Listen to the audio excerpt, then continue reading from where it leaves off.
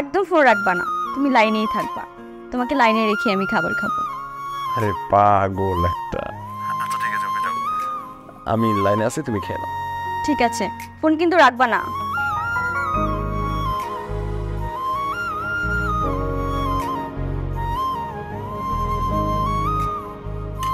আয়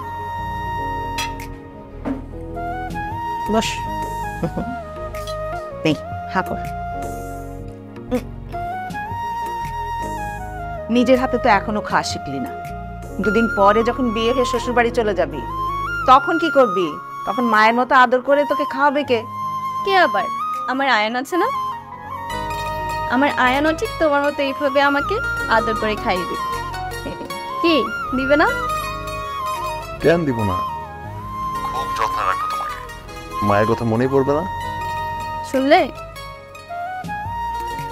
হ্যাঁ শুনলাম, দোয়া করি আল্লাহ যেন সেটাই করে।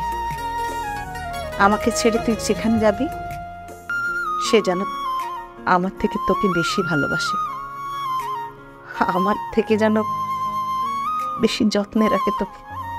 তুমি একদম টেনশন করো না মা, আয়ানও ঠিক তোমার মতো আমাকে এইভাবে ভালোবাসবে, দেখিনি।